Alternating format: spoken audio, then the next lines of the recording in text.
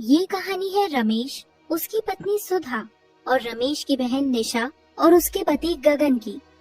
वो चारों उज्जवलपुर के रहने वाले थे। रमेश की बहन की शादी गगन से 1 साल पहले हुई थी। गगन एक बहुत ही बदतमीज किस्म का आदमी था। वो रिश्तों की भी कदर नहीं करता था। वो जिस भी लड़की को देखता था उसे छूने की कोशिश करता था।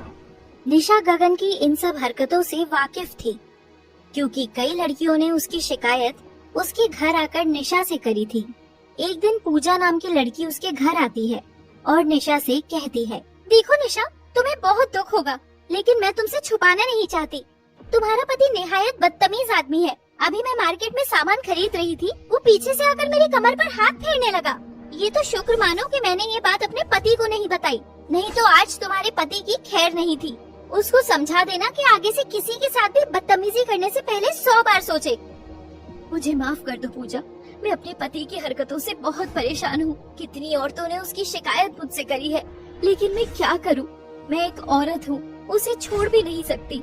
हर बार उससे मेरी इस बात पर लड़ाई हो जाती है, पर पता नहीं वो किस मिट्टी का बना है, जो औरतों को देखकर अपना आपा खो देता है और उनसे छेड़खानी करने लगता है, उनके साथ संबंध बनाने की कोशिश करता है।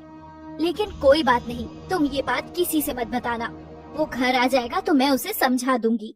फिर शाम को जब गगन घर आता है तो निशा उस पर बहुत गुस्सा करती है और वो कहती है, तुम किस मिट्टी के बने हो?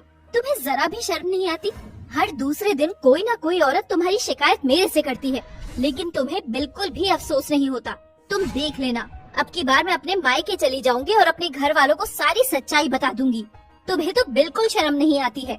आज वो पूजा फिर आई थी तुम्हारी शिकायत करने। क्या जरूरत थी तुम्हें उसे छेड़ने की? अरे मुझ में कोई कमी है क्या जो हर दूसरी औरत को तुम छेड़ते हो? ऐसा है, मेरे साथ ज्यादा चपर चपर तो करे मत ना, ठीक है? मर्द हूँ मर्द, तो औरतों को छेड़ूंगा ही। ये तेरे बाप का क्या रहता है इसमें? और मुझे ना बार बार मायके जाने की धमकी मत दिया कर। तुझे जाना है तो चली जा, लेकिन मैं अपने शौक नहीं छोड़ूंगा। और नई नई औरत मेरा एक शौक है, उन्हें छेड़कर मुझे सुकून मिलता है। और चल जाए यहाँ से, खाना लेकर आ मेरे लिए। निशा उसकी बात पर बहुत गुस्सा करती है। उन दोनों की बहुत बहस भी होती है, लेकिन लास्ट में औरतों को ही झुकना पड़ता है। फिर वो उसको खाना लाकर दे देती है और वो दोनों खाना खाकर सो जाते हैं। अगले दिन निशा के पास उसके भाई रमेश का फोन आता है और वो कहता है, बहन निशा, इस बार मम्मी पापा चाहते हैं कि तू होली के लिए कुछ दिन पहले ही रहने आ जा। इस बार हम पूरा परिवार मिलकर होली मनाएंगे, तो तू जीजा जी से कह देना कि अपने ऑफिस से छुट्टी ले लेंगे 1-2 दिन की और हमारे यहाँ होली पर रहने आ जाए। हम सब बहुत मस्ती करेंगे। अरे वाह भैया, ये तो बहुत अच्छा प्लान है। मैं भी मम्मी पापा से मिलने के लिए बहुत तरस रही हूँ और बहुत टाइम भी हो गया है, मैं घर पर भी नहीं आई हूँ। मैं तुम्हारे जीजा जी से बात करके तुम्हें बताती हूँ। फिर निशा गगन से बात करती है कि उसके भाई ने उन दोनों को कुछ दिन के लिए घर पर रहने के लिए बुलाया है। उसके मम्मी पापा भी चाहते हैं कि इस बार होली हम उनके साथ मनाएं। गगन भी मान जाता है और वो दोनों घर चले जाते हैं कुछ दिन वहाँ रहने के लिए। वहाँ जाकर जब गगन रमेश की वाइफ को देखता है तो उसका दिल उस पर आ जाता है और वो मन में कहता है, अरे वाह, हमारी सलज तो बहुत ही सुंदर है और इसका मजा अगर मैं ना लूं तो फिर बात ही क्या। इसको तो एक बार छूना चाहता हूँ मैं। वो जब सोच रहा होता है तो अचानक से रमेश की आवाज आती है। क्या सोच रहे हो जीजा जी, कोई परेशानी है क्या? अरे नहीं नहीं साले साहब, कोई परेशानी नहीं है। मैं तो बस ये सोच रहा हूँ कि सलज जी दिन पर दिन और भी ज्यादा खूबसूरत होती जा रही हैं। लगता है आपके प्यार का असर है।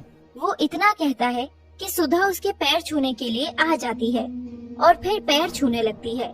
जैसे ही वो उसके पैर को छूती है, गगन उसके सिर से लेकर उसके पीठ तक हाथ फेरता है।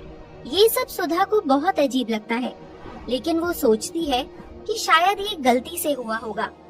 फिर अगले दिन गगन सुधा को बुलाकर कहता है, अरे सलज जी, जरा मुझे ग्लास पानी तो दे दीजिए। हाँ जीजा जी, बस अभी पानी लेकर आती हूँ। सुधा गगन के लिए पानी लेकर जाती है। जैसे ही सुधा गगन को पानी देती है, वो मौका देखकर उसका हाथ पकड़ लेता है। ये क्या कर रहे हैं आप जीजा जी? मेरा हाथ छोड़िए, ये क्या बदतमीजी कर रहे हैं आप? और वो ग्लास छोड़कर वहाँ से भाग जाती है। फिर वो अपने कमरे में जाकर गगन के बारे में सोच रही होती है और ये निश्चय करती है कि वो उसकी हरकतों के बारे में अपने पति रमेश को बताएगी। पर साथ ही साथ उसे लग रहा था कि कहीं उसके पति ने उसका विश्वास नहीं करा तो, क्योंकि वो जीजा है और कोई भी भाई अपनी बहन का घर नहीं तोड़ना चाहेगा। फिर होली का दिन भी आ जाता है। गगन पूरी तरह से शराब पी के धुत हो जाता है और वो एक मौका ढूंढ रहा होता है कि किसी भी तरह उस सुधा को छुए। उसे वो मौका मिल भी जाता है। वो रंग लगाने के बहाने सुधा के कमरे में जाता है और उसे मुंह से लेकर उसकी गर्दन तक रंग लगाता है। सुधा को ये बात बिल्कुल अच्छी नहीं लगती और वो उससे अलग हो जाती है। अरे सलत जी, बुरा न मानो, होली है। होली है तो क्या हुआ जीजा जी? होली के बहाने आपको ये हक किसने दिया कि आप मेरे साथ बदतमीजी करें? इतना कहकर सुधा वहाँ से भागकर अपने पति के पास चली जाती है। फिर रमेश सुधा से कहता है, सुधा, यहाँ पर गुजिया खत्म हो गई है, तुम अंदर किचन में से जाकर गुजिया ले आओ। जी मैं अभी लेकर आती हूँ, मुझे बस 2 मिनट दीजिए। सुधा अंदर किचन में गुजिया लेने के लिए चली जाती है। गगन भी उसे जाता देख उसके पीछे पीछे जाता है और गगन उसे अकेला देखकर उसे पीछे से जाकर पकड़ लेता है। वो मुड़कर देखती है तो गगन को देखकर डर जाती है और उसे बहुत तेज थप्पड़ मारती है। सुधा गगन को बहुत तेज धक्का देती है। ये बात उसकी ननद निशा देख लेती है और वो कहती है, भाभी आपने मेरे पति को थप्पड़ क्यों मारा है? आखिर बात क्या हुई है? सुधा डरती डरती निशा को गगन की सारी बात बता देती है। उसकी सारी हरकतों के बारे में बता देती है कि किस तरह से गगन उसे बार बार छूने की कोशिश कर रहा था। वो सबको बताना चाहती थी लेकिन डर के मारे नहीं बता पा रही थी, क्योंकि उसे डर था कि निशा और रमेश उस पर विश्वास नहीं करेंगे।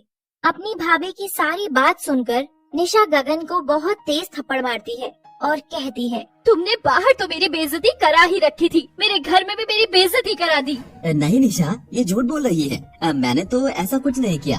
और सुधा, अगर तुम्हें मेरा रंग लगाना पसंद नहीं था बता देती, ऐसे झूठ क्यों बोल रही हो? झूठ भाभी नहीं तुम बोल रहे हो, बहुत अच्छे से जानती हूँ मैं तुमको। इतने में ही उसका भाई रमेश आ जाता है और वो पूछता है, तुम लोग ऐसे क्यों खड़े हो?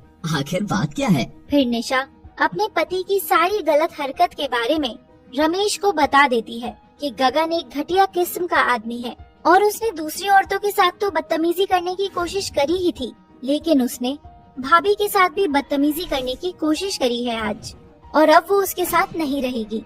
रमेश निशा की सारी बात सुन के ये निर्णय लेता है कि अब वो निशा को उसके पति के साथ नहीं रहने देगा और वो गगन को वहाँ से चले जाने के लिए कह देता है और ये भी कह देता है, आप मेरी बहन के पति थे, पर तुम इस लायक नहीं हो कि कोई भाई अपनी बहन तुझे दे दे।